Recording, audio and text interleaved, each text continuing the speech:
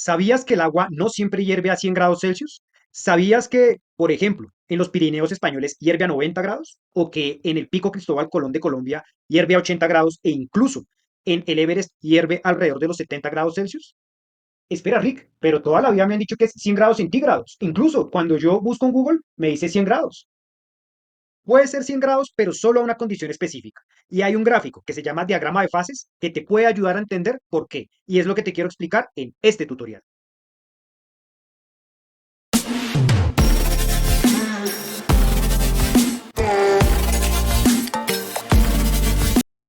Hola, hola, por acá contigo una vez más Rick de Kegame Mentorías, gustoso de ayudarte a que entiendas mejor lo que tiene que ver con química. Hoy vamos a hablar de un tema llamado diagramas de fase. ¿Qué son los diagramas de fase? Son gráficos que te muestran en qué estado físico se encuentra una sustancia dependiendo de las condiciones. Sin más preámbulo, te muestro específicamente de qué hablo. Acá tenemos un diagrama de fase. Fíjate que en el eje de las X tenemos la temperatura y en el eje de las Y tenemos presión. Te muestra cómo dependiendo de la temperatura y la presión a la que esté sometida la sustancia, te encuentras en un determinado estado físico de la materia. ¿Por qué temperatura? Recuerda que la temperatura lo que hace es alejar las partículas que componen las sustancias, se aumenta. Y la presión lo que hace es acercar las partículas que componen una sustancia, se aumenta. Como el estado físico de una sustancia depende de qué tan cerca o qué tan lejos estén las partículas que le componen, por eso es que temperatura y presión son fundamentales para entender o lograr predecir en qué estado físico va a estar la sustancia. Entonces, mira, tenemos la región de sólido en color morado, en este caso, la región de líquido en color azul, en este caso, y la región de gas en color naranja en este caso. Las líneas que logras ver representan transiciones, lo que vimos en el tutorial pasado como cambios de estado. Entonces, por ejemplo, la línea que estoy coloreando de color amarillo te muestra una transición de sólido a gas, lo cual sería sublimación, o de gas a sólido, lo cual sería una sublimación invertida. Quiere decir que a esta condición de presión y temperatura tengo una transición entre sólido y gas. A esta otra condición de presión y temperatura tengo otra transición de sólido y gas. Te muestro otra de las líneas que tenemos allí. Por ejemplo, la que voy a colorear con un color fucsia. Mira, esa línea divide sólido de líquido. Así que si vas de izquierda a derecha, te representa una fusión. Si vas de derecha a izquierda, te representa una solidificación. Temperaturas y presiones a las cuales ocurren esos procesos. Y finalmente, en otro color, como por ejemplo verde, te voy a mostrar las transiciones de líquido a gas. Por ejemplo, este punto de presión y temperatura representa una transición de líquido a gas, es decir, una vaporización, o si vas en sentido contrario, una condensación. O este otro punto, condiciones diferentes de presión y temperatura, pero sobre esa misma línea, te representan una transición líquido-gas. Acá es importante que entiendas ciertos conceptos. Fíjate que hay algo llamado punto crítico y en el eje de las Y tiene asociado PC. ¿Qué quiere decir? Presión crítica. Es una presión tan alta que por más temperatura que apliques, la sustancia va a permanecer como un líquido. Y fíjate que en el eje de las X, ese punto crítico tiene asociado un TC. ¿Qué es TC? Temperatura crítica. Es una temperatura tan alta que por más presión que ejerzas, va a hacer que la sustancia se comporte como un gas. Entonces, el punto crítico es una combinación de presión y temperatura que se consigue o a altas temperaturas o a altas presiones. Por encima de presión crítica y temperatura crítica, lo que conseguimos es lo que se llama el estado de fluido supercrítico, una sustancia que se comporta como si fuera gas y líquido al mismo tiempo. ¿Qué es lo importante de este diagrama? Que te ayuda a entender en qué estado físico va a estar la sustancia dependiendo de las condiciones y te muestra sencillamente que como la tendencia es creciente para cualquier línea que estés observando, mayor presión a la que esté sometida una sustancia va a hacer que la temperatura de transición aumente. Por eso, en los ejemplos que te mostré al iniciar este video, puedes encontrar una lógica. Los lugares que te mencioné están a diferentes alturas. Diferentes alturas quiere decir que la presión atmosférica es diferente. Y si la presión atmosférica es diferente, la temperatura de transición, en este caso la temperatura de ebullición, difiere. Y ese es el porqué del comportamiento que te mencioné al iniciar el tutorial. Yo sé y soy consciente que en este punto tú puedes decir, Rick, vamos a los ejercicios para entenderte mejor. Y así lo vamos a hacer. Pero antes de pasar a ejercicios o a explicaciones más concretas, solamente quiero que te lleves algo adicional. Y es el punto de unión de los tres estados de la materia. que en este gráfico se está representando con A. Mira que ese A tiene asociado en el eje Y PPT y en el eje X TPT. ¿Qué quiere decir? Presión de punto triple y temperatura de punto triple. ¿Qué es el punto triple? Es una combinación de presión y temperatura a la cual la sustancia coexiste en los tres estados de la materia. Es decir, es sólido, líquido y gas a la vez. Naturalmente que no estamos acostumbrados a ver algo así, pero a las condiciones adecuadas se puede conseguir. Mira, para empezar a hacer esto más concreto, puedes observar el diagrama de fases del agua. Observa que hay una región para el agua sólida, conocida como hielo, para el agua líquida y para el vapor del agua. En el eje Y tienes presión en atmósferas, en el eje X temperatura en grados Celsius. Y tienes las condiciones de punto crítico y de punto triple, para que veas cómo se interpreta de una mejor manera. Piensa en la presión atmosférica de una atmósfera. La presión atmosférica que ocurre en las ciudades costeras es de una atmósfera. Entonces, a esa presión, la transición entre líquido y gas ocurre y te vas al eje X, 100 grados Celsius. Por eso nos dicen, la temperatura de ebullición del agua pura es 100 grados Celsius. Eso es cierto si la presión atmosférica es de una atmósfera. Pero como te muestra el gráfico, si estás a una presión menor o mayor, ese valor va a cambiar. Lo que pasa es que por convención se reportan temperaturas de ebullición asociadas a una atmósfera para que podamos hablar y entendernos en el mismo idioma. Fíjate que acá también puedes encontrar lo que es el punto de fusión del agua pura, del que tanto nos hablan. ¿Cómo lo puedes hacer? Sencillamente vamos a una atmósfera y cortamos la línea de transición entre sólido y líquido acá y vamos a ver en el eje X qué temperatura tiene asociado, 0 grados Celsius. Por eso nos dicen, la temperatura de fusión del agua es 0 grados Celsius. Eso es cierto a una atmósfera de presión. Y mira que así es como se interpreta el diagrama de fases del agua. Ahora, acá viene otro tema importante y es que este diagrama te permite entender cómo ocurre un proceso de liofilización. En el proceso de liofilización lo que ocurre es que tú tienes agua en un alimento y la retiras sin calentar. Tú puedes decir, Rick, ¿cómo es esto posible? Y el diagrama de fases te lo explica. Mira, lo que hacen en primer lugar cuando van a hacer un proceso de liofilización es disminuir la temperatura hasta que se congela el agua que contiene el alimento. Supongamos que estás a una temperatura de 25 grados y se disminuye la temperatura hasta que se congela el agua, es decir, hasta este punto. Posteriormente, lo que hacen es aplicar vacío. ¿Qué es el vacío? Una disminución de presión. Entonces, se disminuye la presión. Y posteriormente, lo que se hace es que se vuelve a aumentar la temperatura. Y terminamos por acá. Fíjate que el agua pasó de líquido a sólido y posteriormente, cuando se disminuyó la presión, de sólido a gas, sublimó. Y así fue como se retiró el agua del alimento. Se retira por sublimación, no por evaporación. Y tú puedes decir, pero ¿por qué? ¿Por qué no sencillamente calentar y evaporar el agua que tiene el alimento? Bueno, te muestro una comparación entre alimentos liofilizados y deshidratados por calentamiento. Observa, el liofilizado es muy similar a el alimento original, que es una fresa.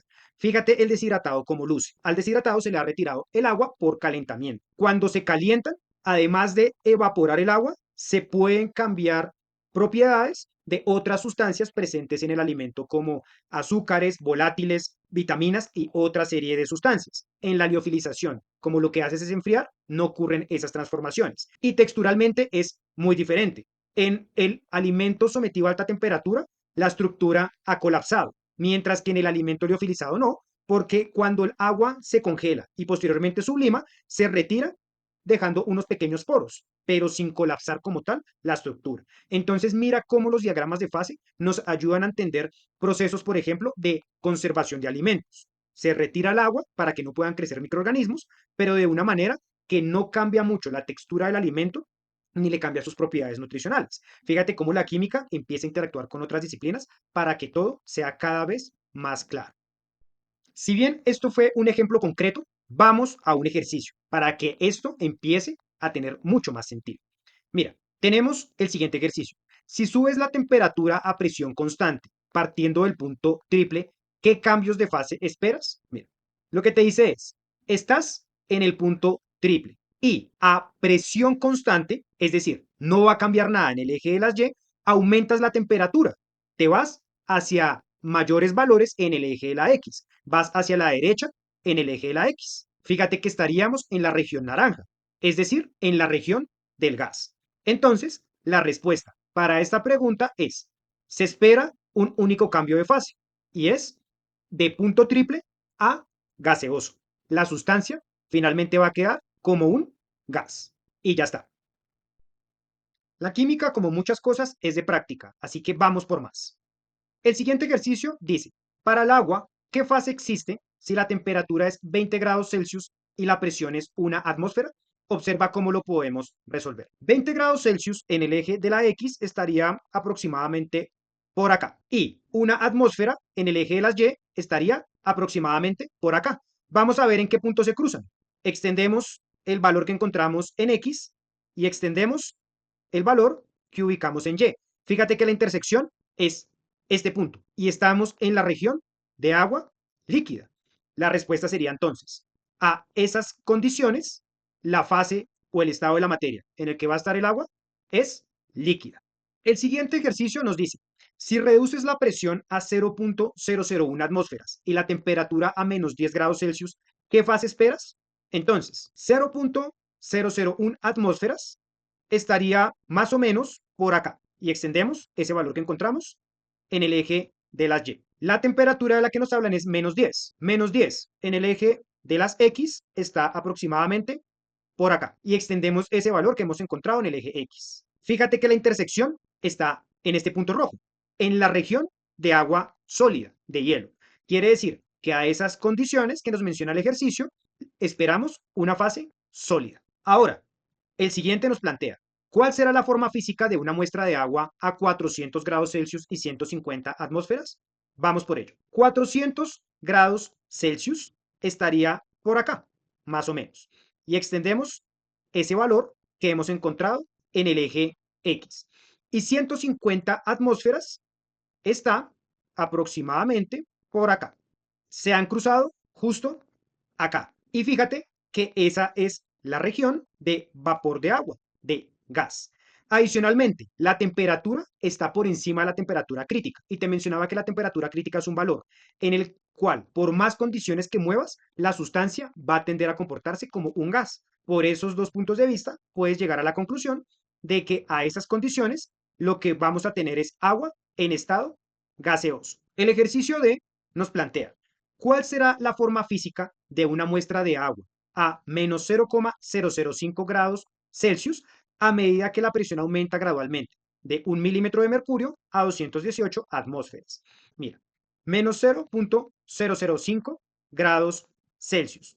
Está por acá. Y te dice que la temperatura, o más bien la presión inicial es 1 milímetro de mercurio. Deberías convertir 1 milímetro de mercurio a atmósferas, porque el eje Y está en atmósferas. Si no lo sabes, 760 milímetros de mercurio equivalen a una atmósfera. Con esa equivalencia puedes convertir. Y cuando conviertas, te darás cuenta que estamos partiendo aproximadamente de este punto, aproximadamente 1 por 10 a la menos 3 atmósferas. Y te dice que la presión está aumentando hasta un valor de 218 atmósferas, es decir, hasta acá. Eso quiere decir que el agua comenzó sólida y terminó líquida. Eso es lo que ha ocurrido cuando ha aumentado la presión a la temperatura que nos ha dado el ejercicio D.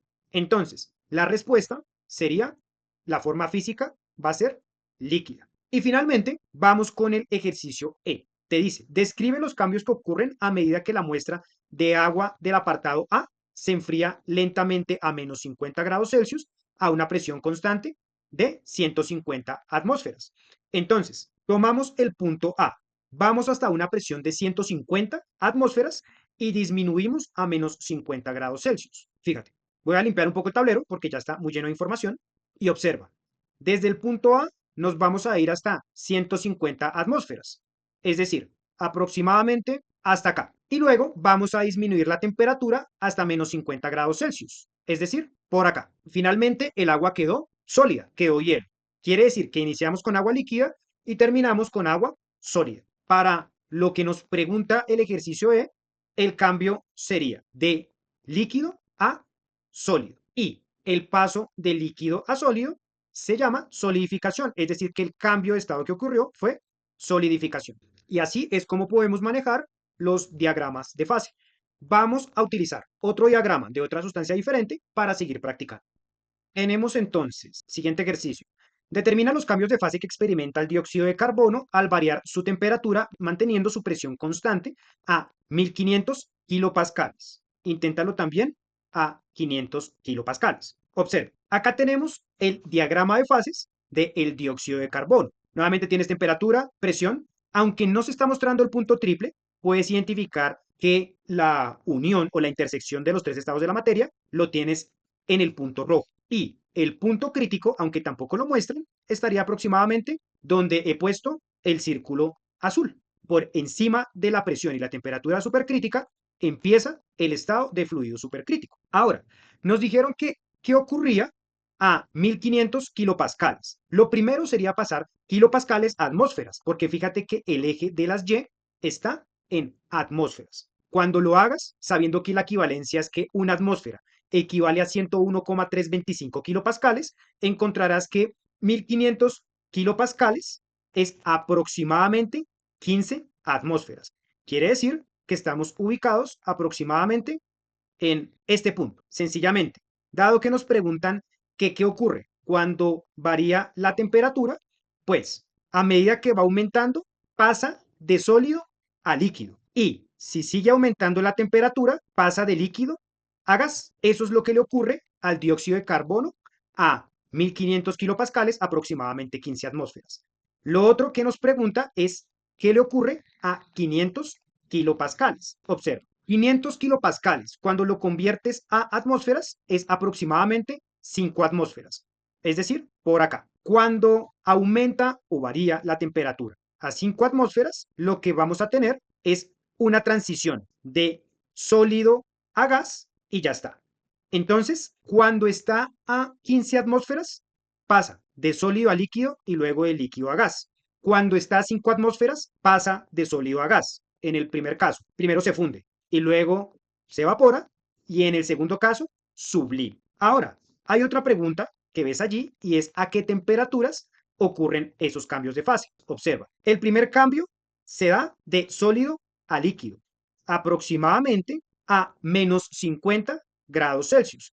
Quiere decir que a 15 atmósferas la fusión se da a menos 50 grados Celsius. La siguiente transición, que fue este punto, se da aproximadamente a menos 25 grados Celsius. Entonces, a 15 atmósferas, la evaporación o el punto de ebullición va a ser aproximadamente menos 25 grados Celsius.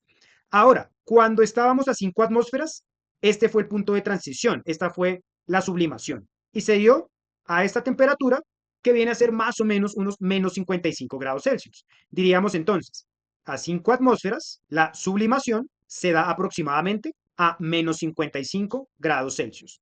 Y así es como podemos resolver este ejercicio, como podemos encontrar a cierta presión qué cambios de estado van a haber y a qué temperatura.